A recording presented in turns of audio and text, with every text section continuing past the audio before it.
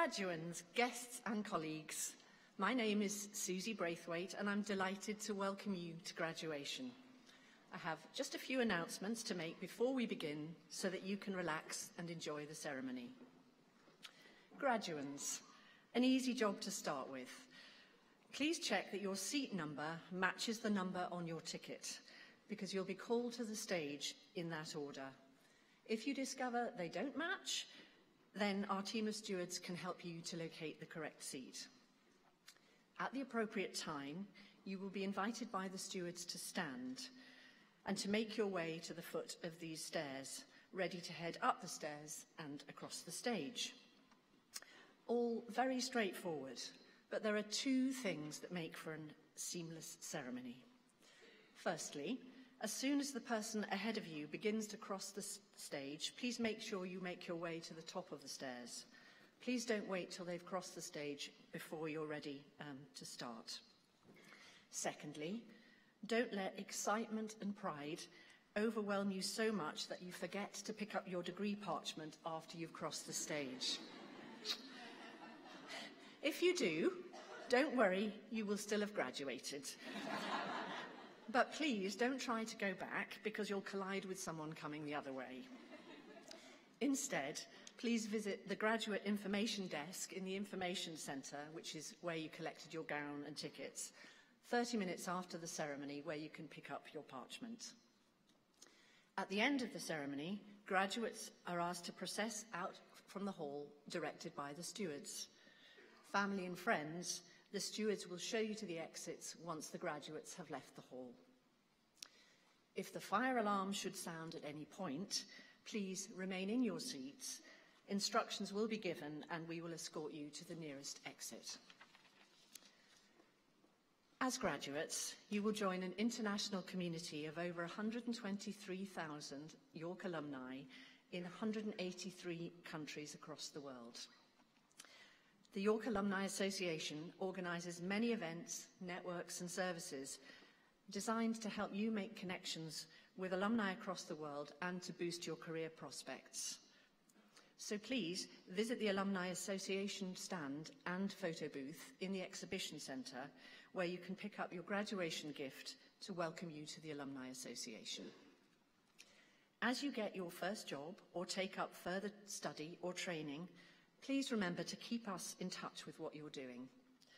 Understanding the career paths that you take will help us to provide the right support for current students and make sure we offer graduates like you relevant information and opportunities. Finally, please turn off your mobile phones and will you now all please stand.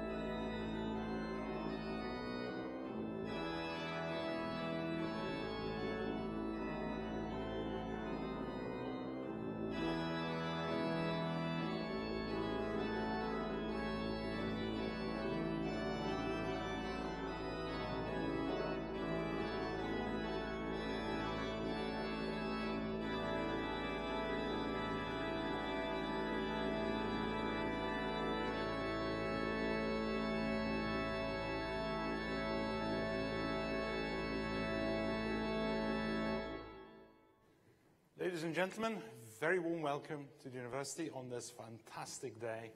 I now declare this congregation open for the conferment of awards. Please be seated.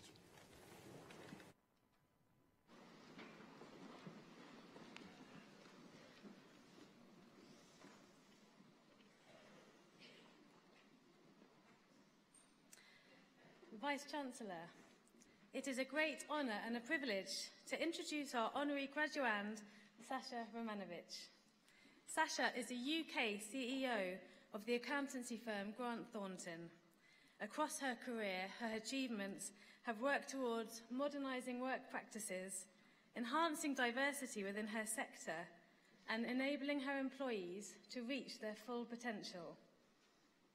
After studying for an MA in chemistry at Oxford University, Sasha joined a small accountancy business in Windsor before relocating to London when the firm merged with Grant Thornton in 1994.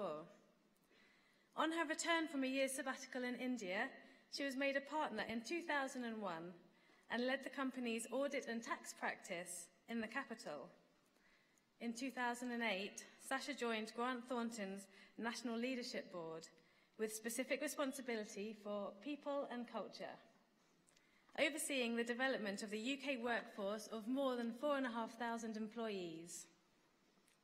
In 2015, Sasha entered her current role as the CEO of Grant Thornton, making her the first woman to lead a major city accountancy firm. The significance of this appointment cannot be downplayed.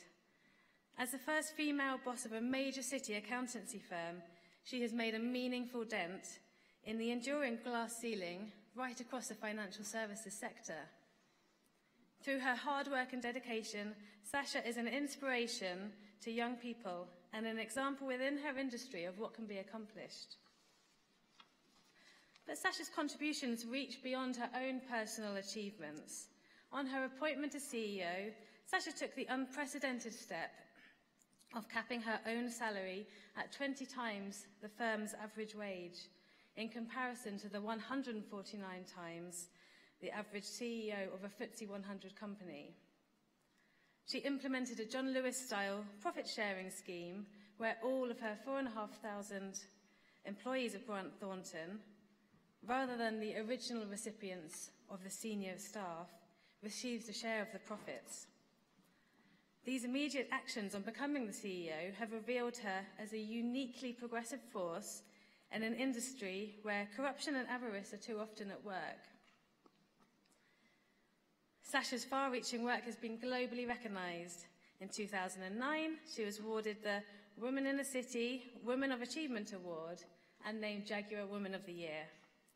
In addition, Sasha has passionately shown her dedication to enhancing diversity within the city, regarding ethnicity, gender, or social background. She is a chair of the patron group of Access Accountancy, the profession-wide initiative to increase diversity, as well as an editorial board member for Economia magazine. Sasha represents a positive role model for students from all backgrounds and facing all kinds of structural disadvantage, showing that it's possible to not only be accomplished, but genuinely groundbreaking in business, all the while acting in an ethically responsible way. Vice-Chancellor, it is therefore with great pleasure that I present to you Sasha Romanovic for the degree of Doctor of the University Honoris Causa.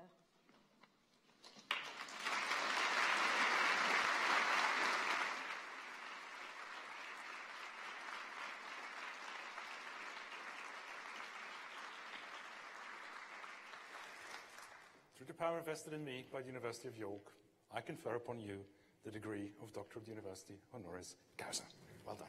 Congratulations.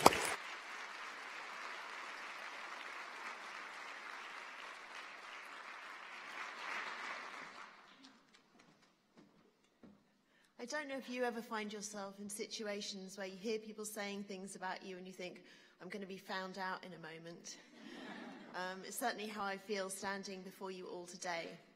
I was reflecting, it's come up here, if I have 3 minutes to say some words that might leave you with some hope and some ideas as to how you play your part in the world as you leave this university, as to what could I say in 3 minutes that would make a difference.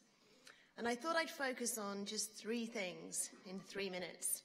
One is that we're in a world that is changing and is very different to the world in which I grew up. I grew up in a world that still believed that there was abundance, that we could just keep on using the world's resources and they would never end. A world where there seemed to be stability, and certainly in my little sort of safe space in South London, that, you know, I could do whatever I want and I could be whatever I want and it would all be good.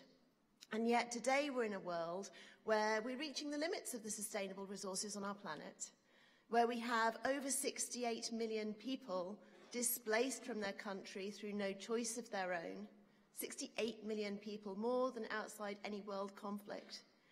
And we have probably greater inequality in the world in some respects, with the richest in the world having so much more than actually some of the poorest countries in the world. So in that world, how do we then play our part? It can seem so big and overwhelming, can't it? And the systems in which we were brought up is a system that was actually designed by white, rich men over 200 years ago for a very different world.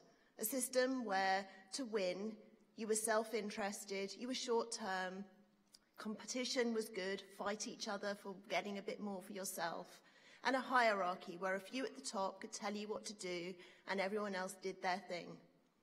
And I don't believe that works for our world today.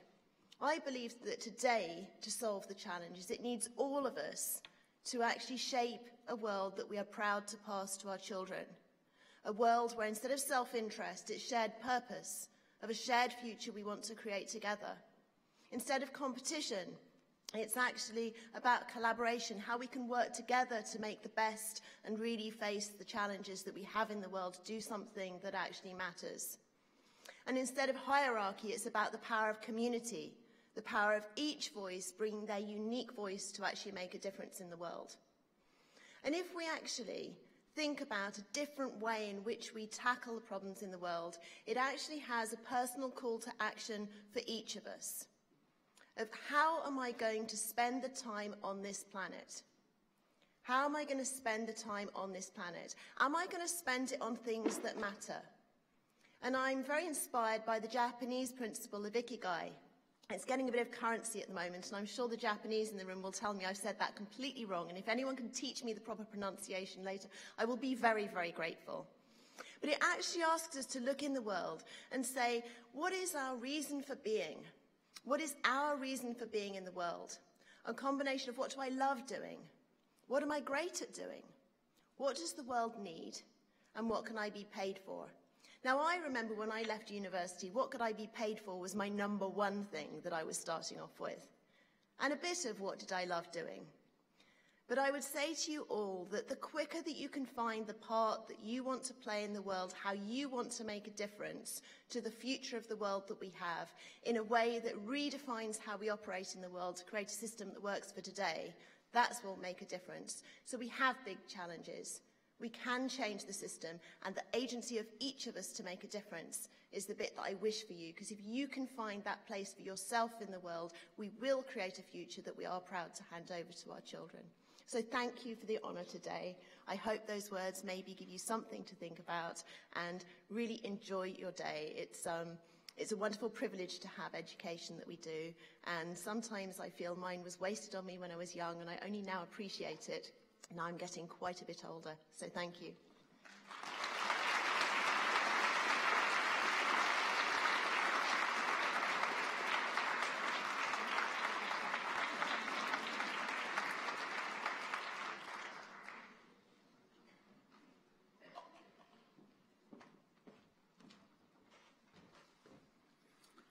Vice-Chancellor, it is with great pleasure that I present former Federal President Horst Köhler to you as an honorary graduand.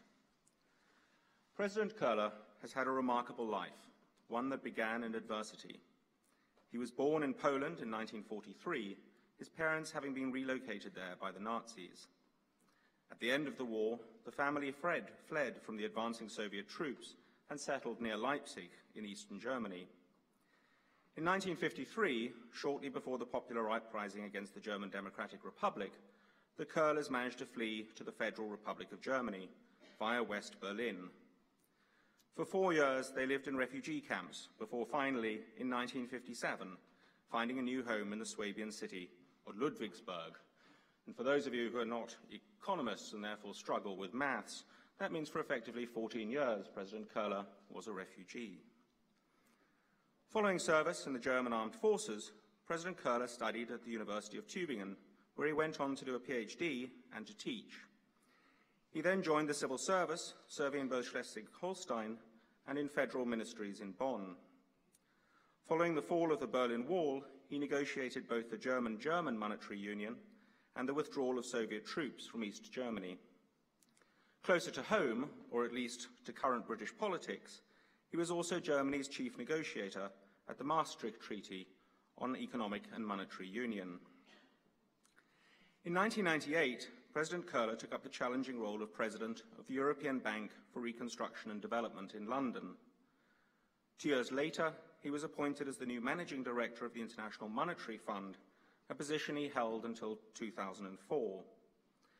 There, he led efforts to resolve financial crisis in a number of countries. And in addition, and somewhat in the face of opposition, he focused the fund's attention on debt relief for the poorest countries and on ensuring the macroeconomic stability of African countries. On the 23rd of May 2004, Horst Köhler was elected 9th President of the Federal Republic of Germany. He took office in July 2004 and was re-elected for a second term in May 2009. In office, he emphasized a number of challenges: how to preserve jobs in the face of technological developments and competition, globalization with a human face, as he called it, how to eradicate poverty, how to deal with climate change, and the need for a true partnership with Africa. The humanity of our world, he argued, can be measured against the fate of Africa. Do Europe's self-respect, its foundations, values, and history, he asked, not require it to play an honest and generous role in Africa? President Köhler resigned from office in 2010. In his post-presidential life, he's continued to champion these themes. He is a member of the high-level panel of eminent persons on the post-2015 development agenda, has advised the African Development Bank, and acts as the personal envoy of the United Nations Secretary-General, Antonio Guterres, for Western Sahara. On his website, President Köhler writes, "Humanity's greatest challenge is to eradicate extreme poverty without destroying our planet. Our progress will define the fate of humankind in the 21st century." For this inspiring vision, and for the work he has done to advance it as a public servant, in the best sense of that phrase, it is an honor to present former President Horst Köhler for the degree of Doctor of the University, honoris causa.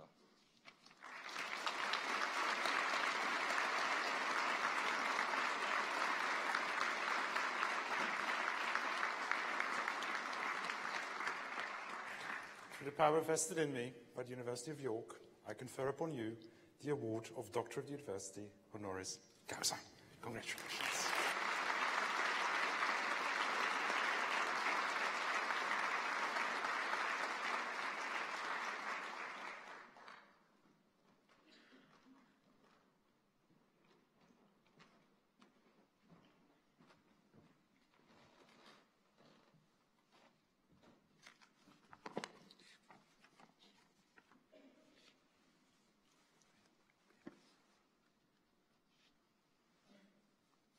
Dear graduates, ladies and gentlemen, Vice Chancellor, first of all, congratulations to all graduates.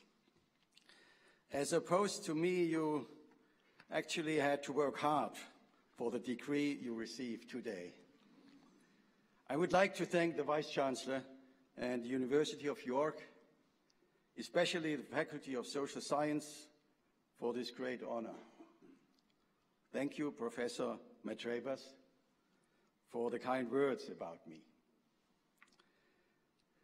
I start where my mid-graduate started. I was given the difficult task to say something in only 3 minutes that would leave you inspired, graduates. My first reaction was, wow, I'm not sure I can do that. Then I remembered that this was exactly what I felt when I graduated from university, well, almost 50 years ago. Of course, I was elated and relieved and full of ideas, but there were also some doubts nagging in me, inside me. Am I good enough for the real world? Am I ready for the life of an adult? Will I find a job that challenges me? And most importantly, will my girlfriend marry me? Well, she did. And she has been a most amazing wife ever since.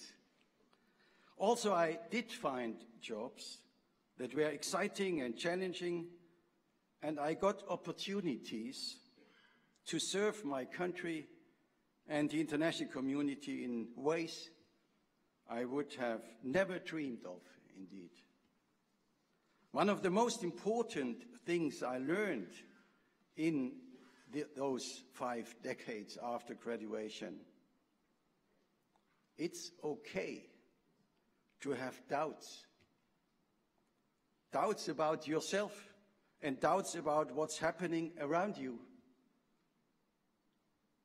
In fact, all progress humanity has ever made is rooted in doubt. We as a human race have ever only moved forward because someone, somewhere, had the courage to question the status quo. I am convinced, never has it been more important to fight for the value of doubt as a catalyst for change to the better. The growing fascination for authoritarianism, visible not least in some of the world's oldest democracies, is worrisome. There are those who want to make us believe that the world is black and white. Yet, difficult decisions can rarely be taken with a simple yes or no. There are those who want to seduce us with easy answers. Yet, our interdependent world needs complex, if imperfect, solutions. There are those who brag that self-criticism is a weakness, but we as a society will only learn and grow if we can confidently question ourselves. This is the exciting and challenging paradox of democracy in the 21st century. I hope that one day, when you, the graduates, will look back on your time here at York, you will realize that the most important thing university has taught you might not be those formulas that you have memorized or those laws you know how to dissect. I hope that the most important thing you have learned here is the ability to deal with ambivalences. That is, to accept contradictions as an inescapable part of our human existence. Discover ambivalence as a source of vigor. Do not let uncertainty paralyze you, but energize you.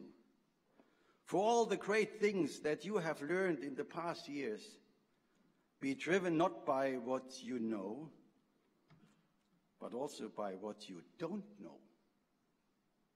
Let all those doubts about yourself and the world be the engine that pushes you into the open. It's when we feel uncomfortable that we start to move. Progress is not made in certainty. Change does not emerge from comfort. The awareness of our shortcomings as human beings and as a society is the fuel of our ambitions to make this world a better place. So, however you might feel today, graduates, be it confident, fine. Be it proud, even more fine. Be it happy. Be it doubtful about your future. Dare to question yourself and dare to question the way things are being done. In case you are a stable genius, keep it to yourself. For all others, beware of the numbing effects of overconfidence or easy answers. This complex age of ours needs you, needs the young people to transform your doubts into good solutions. I have no doubt that you can and will do that. Thank you very much and all the best to you.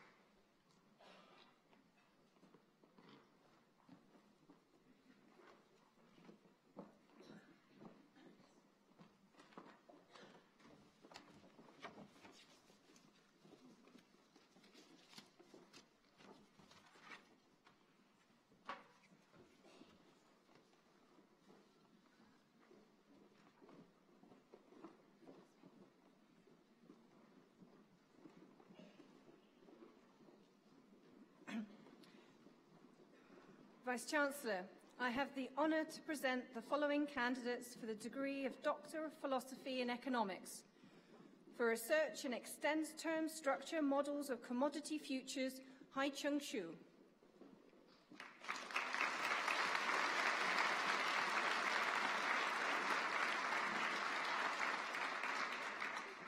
For Research in Financial Frictions in Macroeconomic Models, Donald Smith.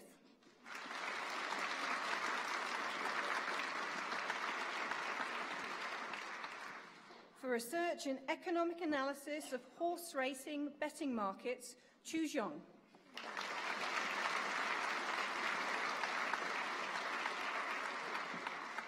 For the degree of Master of Science in Development Economics and Emerging Markets, Xiaohu Wen.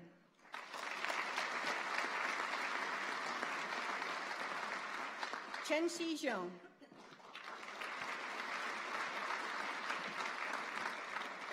For the degree of Master of Science in Economic Evaluation for Health Technology Assessment, Silvio Cadarara.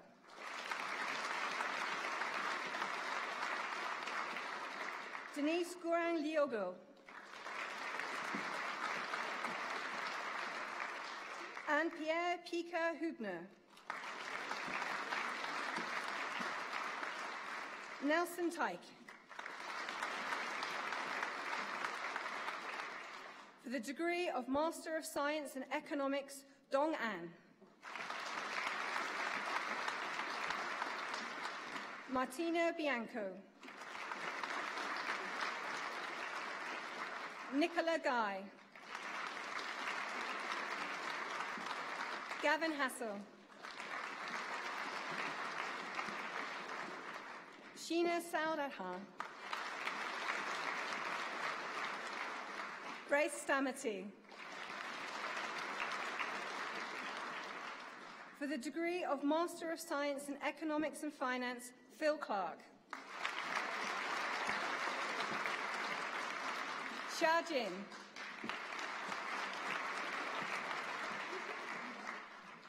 Yongxi Zhong. For the degree of Master of Science in Economics and Public Policy, Lauren Goff.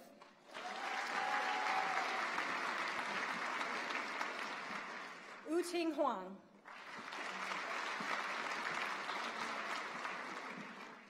Maria Petrillo.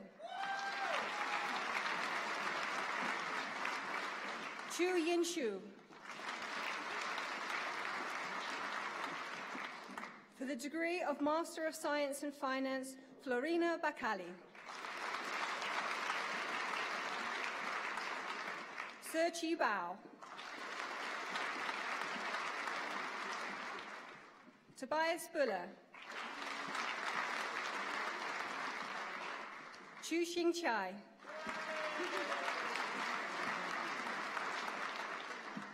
Yan Yi Chen.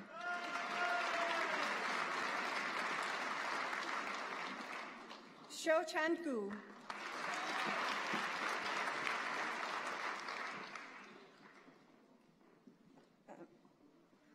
29.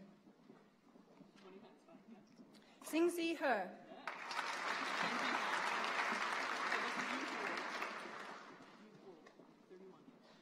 Yu Ho.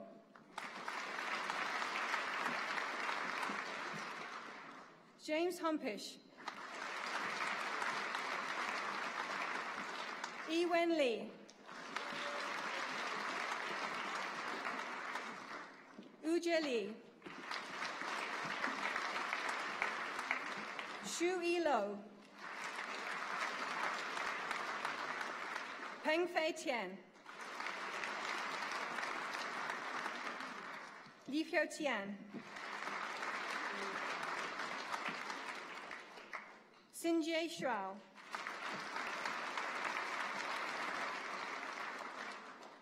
Yang Yang. Xin Yu Ye. Hongju Zhuang. For the degree of Master of Science in Health Economics, Safa Al-Saidi. Tatiana Besa-Nuznaik. Joe Carroll. Emily Green. Nasuma Jaffer. Shenshua Liang. Daniel MacDonald. Aurelia Munier. George Morgan. Fiona Mathombini. Owali David Omojumolo.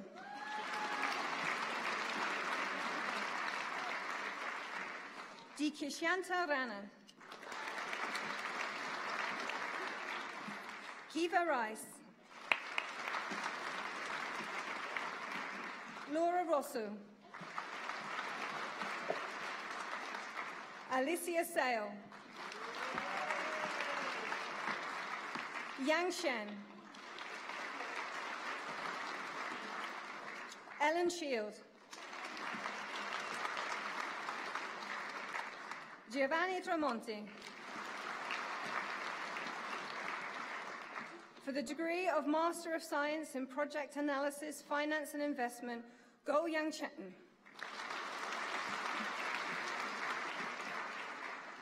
Yan Ying Fu. Miao Go. Veronica Lanchova.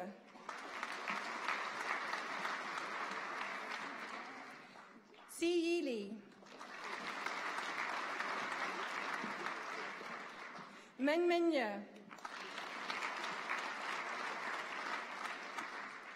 Yava Mashvishut. Jasim Pung. He Wei Tang.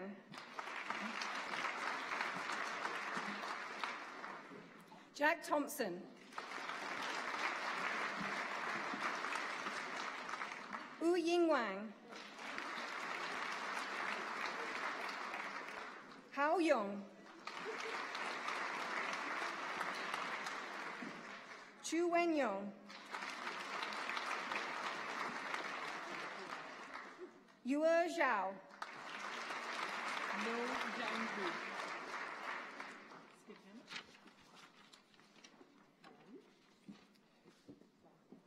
For the degree of postgraduate diploma in health economics for healthcare professionals, Melanie Brigham.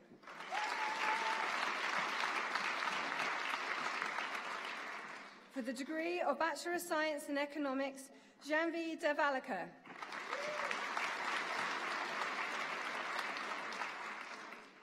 Paul Edwards.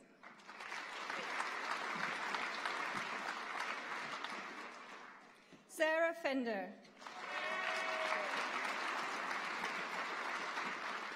Mariam Hersey.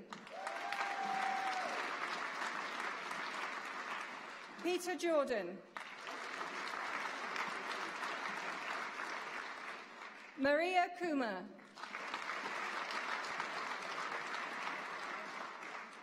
Marilena Mikal. Zachary Ryan. Vanessa Tang. For the degree of Bachelor of Science in Economics and Econometrics, Owen Hancock.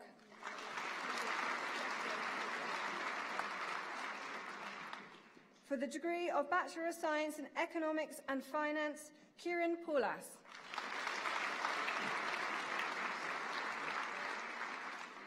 For the degree of Master of Science in Project Analysis and Finance Investment, Xiang Ju.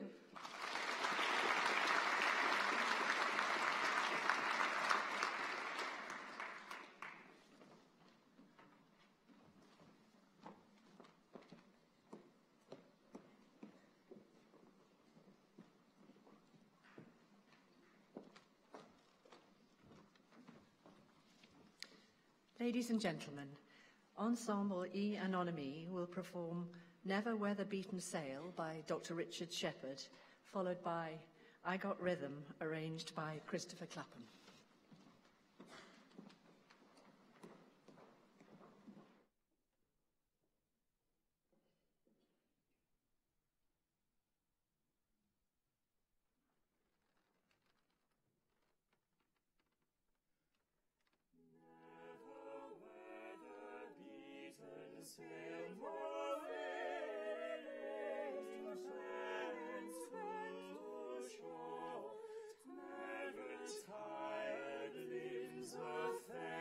Slumber more than my weary sprite longs to fly out of my troubled breast.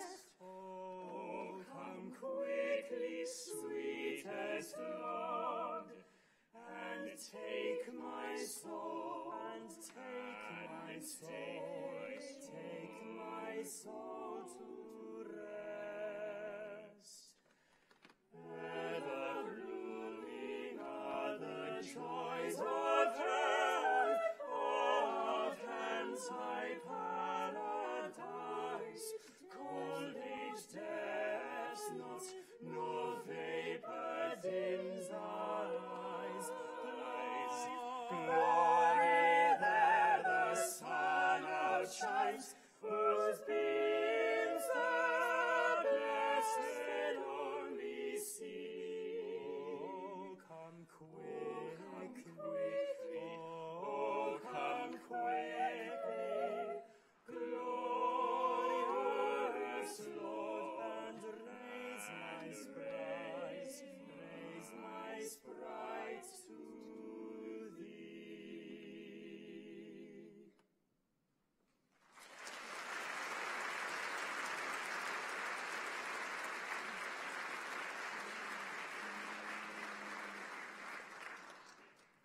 I got rhythm, I got music, I got my man who could ask for anything more.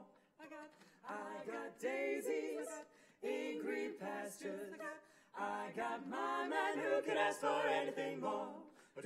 All my trouble, I don't mind him, you won't find him round my door. I got starlight. I got sweet dreams. I got my man. Who could ask for anything more? Who could ask for anything more? For anything more. I got rhythm. I got rhythm. I got music. I got my man. Who could ask for anything more? For anything more. I got daisies in green pastures. I got my man. Who could ask for anything more? Old man trouble, I don't mind him. You won't find him round my door. I got starlight, I got sweet dreams. I got my man. Who could ask for anything more? Who could ask for anything more?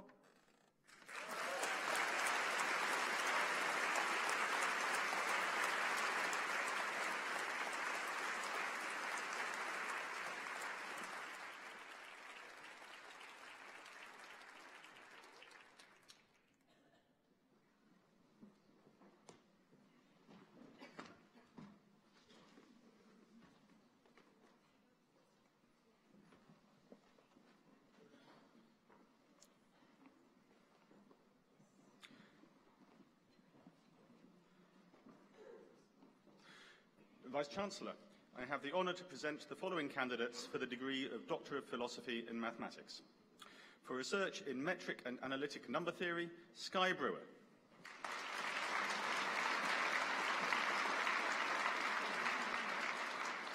For research on integrable boundaries in statistical physics, Alejandro de la Rosa Gomez.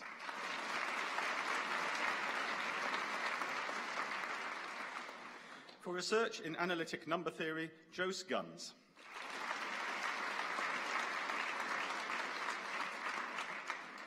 For research on generalized reflection matrices, Daniel Hills.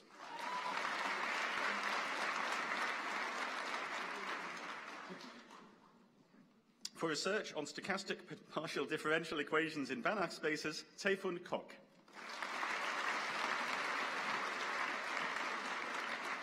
For research on homogeneity and categoricity of semigroups, Thomas Quinn Gregson.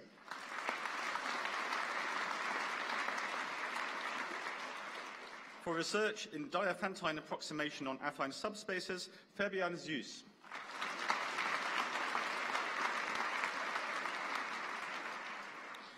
For the degree of Master of Science by Research in Mathematics, Kimrun Dami.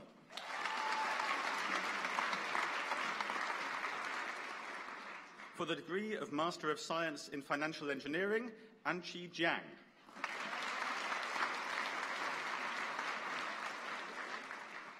William O'Donnell.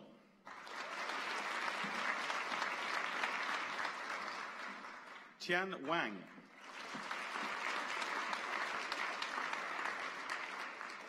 Xuanchen Yao.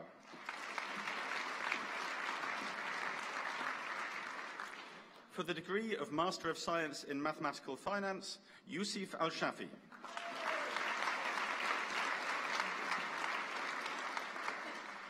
Peishan Fang.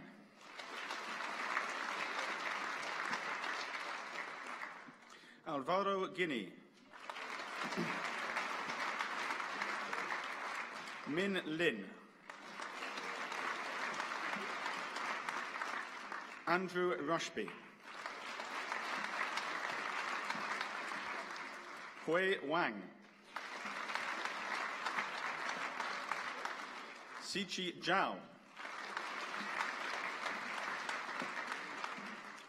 For the degree of Master of Science in Statistics and Computational Finance, Madeleine Chung.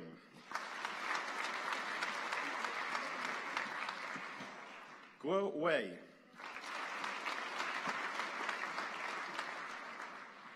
Xin Jin. Melissa McKeown.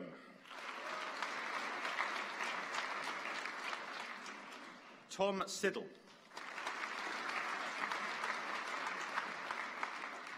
For the degree of Bachelor of Science in Mathematics, Syra Cheeseman.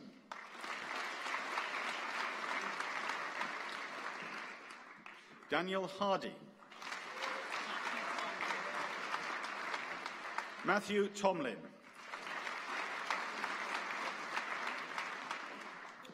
For the degree of Bachelor of Science in Mathematics and Finance, George Albert Cathcart. For the degree of Bachelor of Science in Mathematics and Philosophy, Sophie Flinders.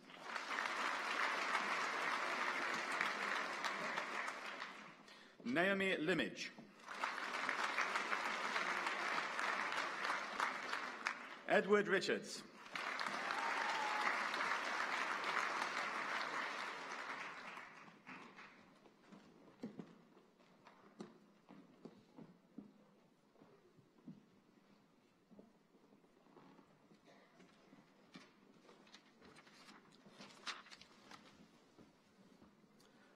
Vice-Chancellor, I have the honour to present the following candidates for the degree of Doctor of Philosophy in Philosophy. For research in self-knowledge, deliberation and memory, Robert Davis.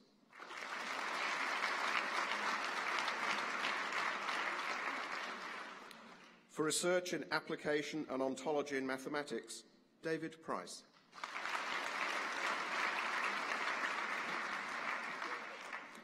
For the degree of Master of Arts in Philosophy, Liam Bittles.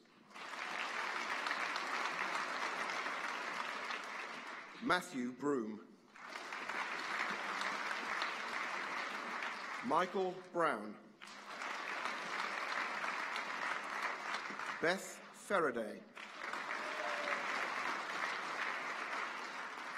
Declan Harkness. Joseph Morris. Oscar Pierce Saunderson. For the degree of Bachelor of Arts in Philosophy, Arabella Rosetta Davis. Jacob Perry. Clara Riegler.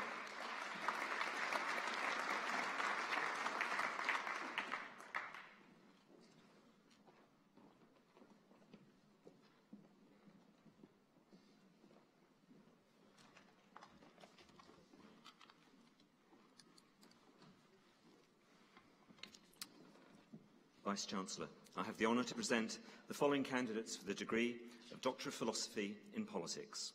For research in democracy and its relationship with the market, Michael Bennett. For research in Muslims and multiculturalism in contemporary fiction, Hannah Kershaw. For research in genealogy, governmentality and globalisation, Dimitrios Lais. For the degree of Master of Arts in Applied Human Rights, Martha Chaparanganda.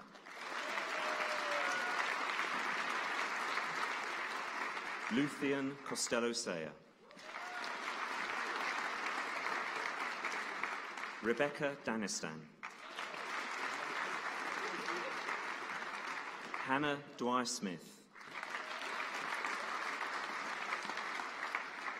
Ian Foxley. Fiona Garvey. Roberta Letizia. Samuel Price. Alice Raymond. Michael Rolfe.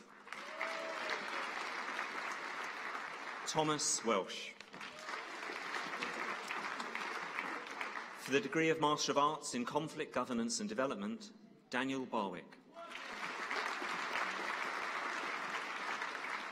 Violetta Koku. Jodie Hoskin. Erwan Konuk. For the degree of Master of Arts in International Political Economy, Critical Theories, Issues and Conflicts, Luke Carroll. Narmeen Fayaz. Tor Hammer. Alexandros Mitsionis. For the degree of Master of Arts in International Relations, Omran Mohammed Zaran Alabari. Samuel Boyle.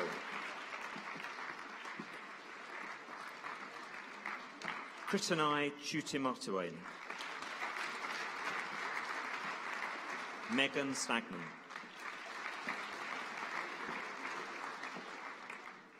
Freya van der Givel. Leo Verity. For the degree of Master of Arts in Political Research, Amin Salim Bajwa. Thomas Rom. For the degree of Master of Arts in Political Theory, Adam Coper. Adam Pearce. Rebecca Thane. For the degree of Master of Arts in Post-War Recovery Studies, Luca Bigger.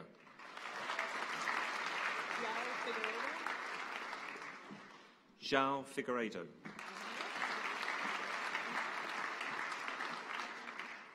Alejandra Gonzalez Ferro.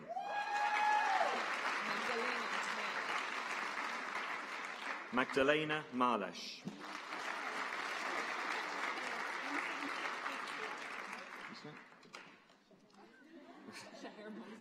Shahir Mosley.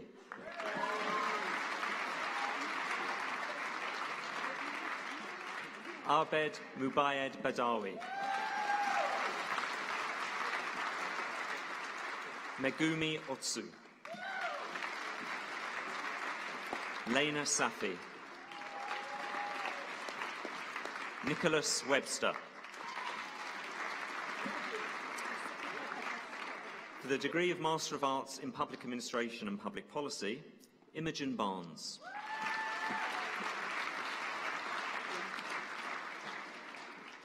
Dwinelle Davis.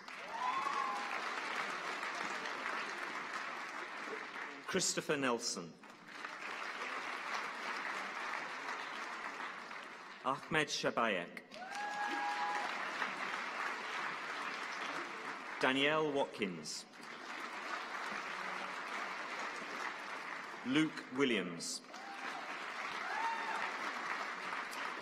For the degree of Master of Arts in Public Policy, Governance and Development, Julia Bialba Siquara de Rocha. For the degree of Master of Public Administration, International Development, Alejandros Oladiti. Natani Santini. Mohammed Adil Zahed. For the degree of Master of Public Administration, Malaki and Kobe.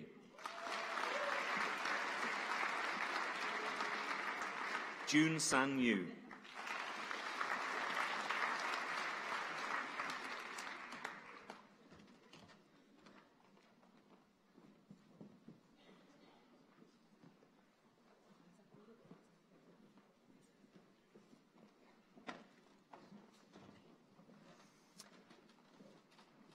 Vice-Chancellor, I have the honour to present the following candidates for the degree of the Master of Arts in Philosophy, Politics and Economics. Pascal Ali.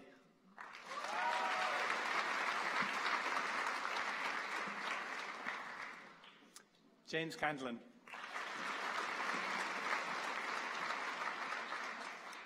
Christopher Chow. Oliver Hughes.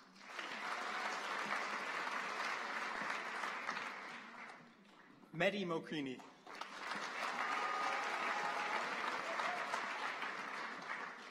Louis Shah.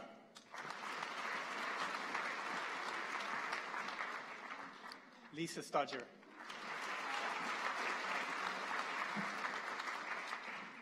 For the degree of Master of Arts in Philosophy, Politics and Economics, Economics and Development, Raya Humsi.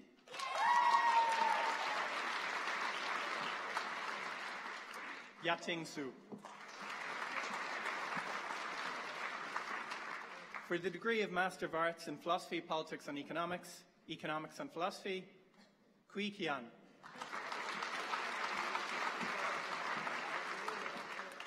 James Randall. Katie Tabero. For the degree of Master of Arts in Philosophy, Politics and Economics, Economics and Politics, Robert Offer.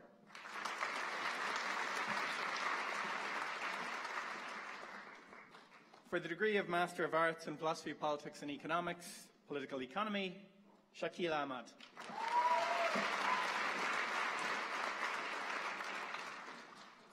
Anthony Christodoulou. For the degree of Master of Arts in Philosophy, Politics and Economics, Politics and Development, Rachel Anganarano. For the degree of Bachelor of Arts in Philosophy and Politics, Gabriella Konabir.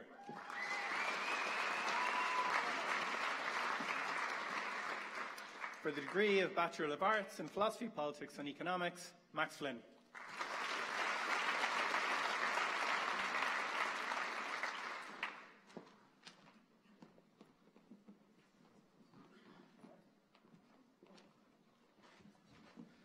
Vice-Chancellor, I have the honour to present for the degree of Bachelor of Arts in Social and Political Sciences, Evelyn Kramer.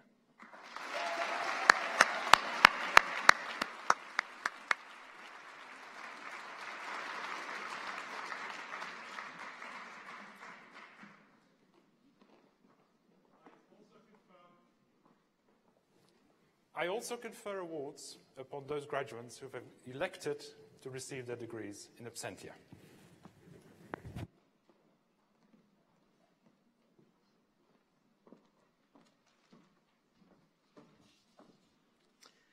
It's my enormous pleasure to introduce Kelly Kennedy, our student orator, who will speak on behalf of the class of 2018. Our student orators have been invited to speak in recognition of their hard work on behalf of the student community and their commitment to their studies. Our speakers have pursued the most enriching experience they could during their time at York, as well as giving back to their community. On behalf of the class of 2018, I give you Kelly Kennedy.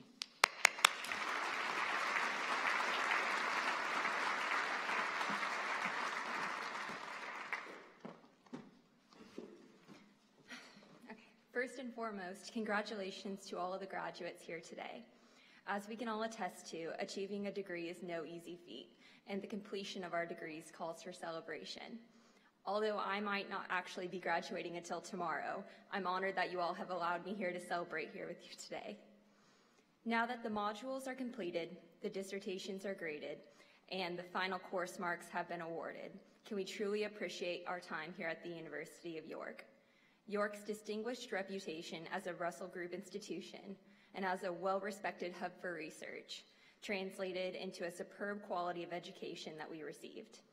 I extend a special thank you to Dr. Antonios Rumpakis and Dr. Carolyn Snell, who supported me and encouraged me to be ambitious in my education and truly believed in me. For this, I cannot thank them enough. York's excellence in our respective fields is not only due to the recruitment of fantastic instructors, but by drawing in an incredibly diverse pool of student talent. Our graduating class is filled with students from all around the globe, be it Japan, Sweden, China, or the United States, with varying backgrounds of all sorts, be it journalism, government finance, or nonprofit management. Despite our differing experiences and attributes, we all hold one thing strongly in common. We believe we can make a difference through our chosen fields. We all came to York for our own reasons, but united under the same guise that our academic endeavors were worth pursuing. In a world stricken with systematic inequality, dwindling social mobility, with rising sea levels and global temperatures increasing at an alarming rate, at York we have all learned, practiced, and gained the skills and tools critical to its repair. There is a strength and beauty that comes from being in a group of people that not only hold the same perspective, but from being able to learn from each other how through different mediums and mechanisms we can shape the issues that we all so passionately seek to impact. Through each other, we have not only gained a fresh perspective to things we may have long assumed, but have been challenged through clashing opinions and ideas, and are better for it. Through our education, we have built a strong, remarkable network capable of creating change. There is a power in knowing that although our societies may arguably be in a chaotic state, that the people of the world are answering the call to make a difference. Be it through the bravery of those willing to say "Me Too" in a movement to end sexual harassment, violence, assault, and inequality against women, to the scientists and activists calling us to action through protest and research to combat the causes of climate change. The average citizen of the world is rising to the occasion. There's an empowerment that comes from knowing that our time at the University of York has given us the knowledge and skills to not only propel these issues to the forefront of the debate, but to make a significant impact, making each day better than the last. University of York has undoubtedly prepared us to play our part. With our education comes the responsibility to use it for the betterment of us all. Congratulations, graduates. May we build on our education and show the world what a University of York graduate is truly capable of. Thank you.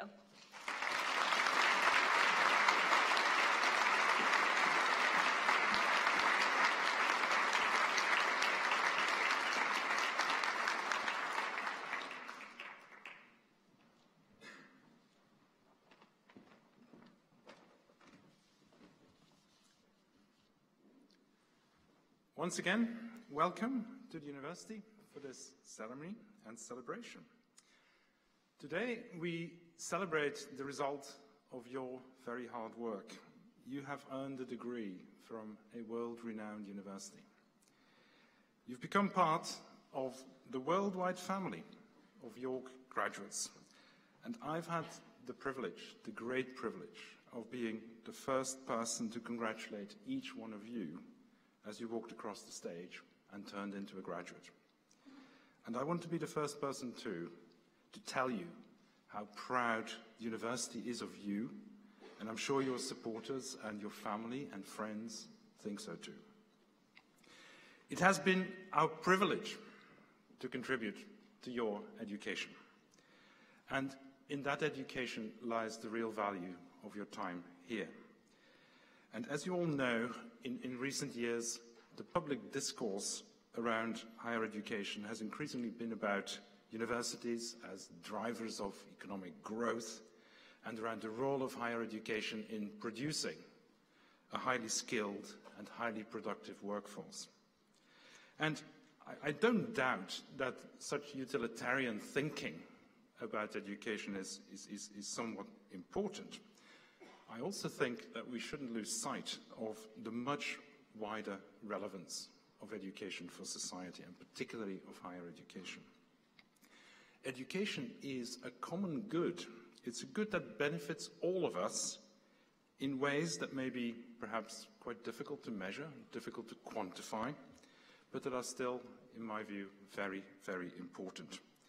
And especially at a time when it is arguably more important than ever that people and societies and countries work together to overcome the challenges that we've heard about, challenges of extremism and intolerance and prejudice. Education protects us from those attitudes. Education ultimately makes us better people. And contributing, as we hope to do, to that mission is about the most valuable thing a university can possibly do. Now, people sometimes think that universities are bubbles, you know, self-contained organizations, inward-looking communities where we, you know, obsess about abstract theory and we try to prepare students for exams and we do research that ultimately has relatively little relevance for what's going on in the wider world. Now, nothing, I can assure you, could be further from the truth, and I'm sure you all know that. Through fundamental research, through applied research, universities really play a major role in solving the many challenges that face humanity. And these challenges, as we've heard, but I'm going to say it again, these challenges are stark.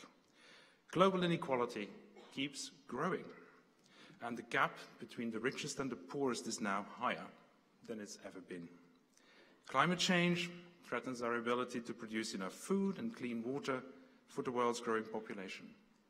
In many of the world's megacities, pollution is now so great that human health is at real risk. We've seen the largest mass migration of people since World War II, and that's affecting many of the poorest regions in the world. We have an aging population, which has implications for our healthcare systems and for the distribution of society's resources across the generations. And at the same time, most worryingly, we see a rising distrust of evidence and expertise in policy making, a distrust that has led to the emergence of populism that targets people who feel alienated and marginalized from society. These are serious challenges, and we will have to face up to them. And in that, I am a great optimist. I really believe that we will find solutions to all of them, step by step. But most importantly, I think, through your education here at the university, every single one of you can make a real contribution to this. And as you move on, I'm sure you will continue to discover how much you've really been affected by your experience here at York, and how that has given you the ability to explore and hopefully create solutions, to forge collaborations across borders, and to take decisions that are based on evidence and not on prejudice. But I would like to also use this occasion, now I've got your attention, to reflect for a moment on the challenges that many of you, our graduates, will encounter. And some of these challenges have always existed, moving back in with your parents, perhaps after 3 or 4 years of independence and total freedom is probably just as difficult now as it was 30 or 40 years ago for all parties concerned. But I would like to talk about the challenges that affect this generation of graduates. The very high levels of employment in this country and in other countries, and would suggest that finding a job, a first job, would not be too difficult. And unfortunately, that is actually not always the case. Many of our graduates rightly compete for the very best jobs, the jobs that will really do justice to your talents and your efforts. And for those jobs, you will face global competition. And as the numbers of graduates around the world continue to grow, that competition is now arguably harder than ever. Now, competition for employment will place many of you under pressure. But I want you to know that the university is entirely committed to helping its graduates succeed in the world of work. And we are very proud of our record in doing that. The university's employment outcomes are really quite stellar. We are third in the Russell Group if you look at the proportion of graduates in work or further study. And we want to do better still. So we are here, and we will be here for you to help you and support you as you move on to the world of work. Another challenge I see is one that you perhaps might find somewhat surprising, but I think it can be a difficult one nonetheless. Graduates today have far more options and choices open to them than existed in the past. Through digital technology, to ubiquitous connectivity, global mobility, all that has created a truly bewildering world of opportunities and possibilities. And social media, as you know, show detailed examples of lives that are lived in the most diverse and interesting ways imaginable. So whilst there's never been more competition in the world, there's never been more choice either. And you might think that more choice is always better, but that isn't always the case. That is old dogma. There is robust research that demonstrates that too much choice, too much optionality, can actually leave people unhappy. It leaves them stressed, confused, unable to make rational decisions. So sometimes there really is merit, I think, in simplicity. And I would say, therefore, that it's important that you try to simplify your space. Try to get clarity for yourself about what your own objectives could be, what your ambition could be. And I think if you can do that, that will help you make the choices that are right for you. So these are only two of the challenges, I think, that our graduates must face. There are many others. So before we tolerate criticism of the current generation or 20-somethings or so, I think we should be mindful that your circumstances are very different from those faced by young people even 10 or 15 years ago. For some, it really has become more difficult to make their way in the world. And I'm not at all surprised to see the impact that that has on the mental health of many young people, and that includes some of our own students. I think that my generation can and should do more to support you. And the question of fairness across the generation should be one that's really at the forefront of all national policy debates. But let's now return to our celebration. Since 1963, we have inspired more than 120,000 people to cross continents and embrace every imaginable job and profession. And despite the challenges that I mentioned, now it's your time to go out and explore new horizons. And as you do, I hope that you will carry with you some of the values that mean so much to us. We like to think that our graduates are special, and that's not only in the way that they've learned things and that they can do things, but I hope you will be special in the kind of people that you've become, also through your time here. And those hopes I have are really high. I hope you will be kind. I hope you will be compassionate to other people, because kindness and compassion ultimately underpin, they form the basic fundament of civil society. I hope you'll never forget that the world really is a very interesting place, and that you'll never stop exploring it, trying to understand it better. I hope that you will enjoy whatever you do, and that you have the courage to change direction if you don't. And finally, I hope you'll have the confidence to challenge and question intolerance and unfairness and injustice, using your own critical judgment, your own abilities, to make sure that you have the confidence to ask the right questions when that's entirely justified, when it's morally appropriate to criticize, to confront. I hope you'll have the courage to do so. And if you can do all that, I think you'll make all of us very, very proud. I look forward to meeting as many of you as I can in the future. We want to stay in touch, as you know, with all our graduates, and I really hope that you will want to stay in touch with us. We have a very active community of alumni, and they offer all kinds of opportunities for engagement, and I'm sure you'll find something of interest to your requirements at the time. So, for now, I wish you all the very best in your futures. Make us proud. Always strive to be the best you can be, and make sure you enjoy yourselves along the way. So, well done, and good luck.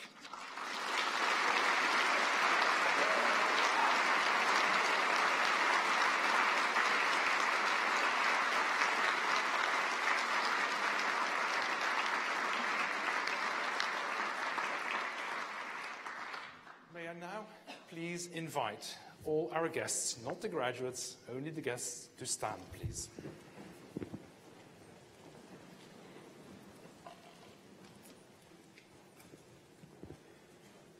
And can we now give our graduates a cracking round of applause, because they deserve it so much. Well done.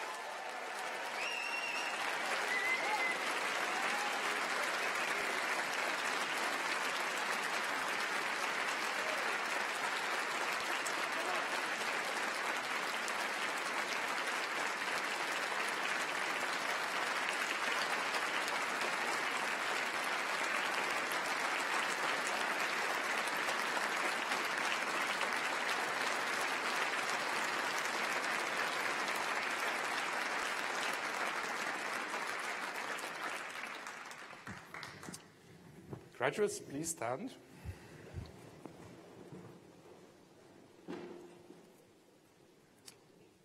I now declare this congregation closed.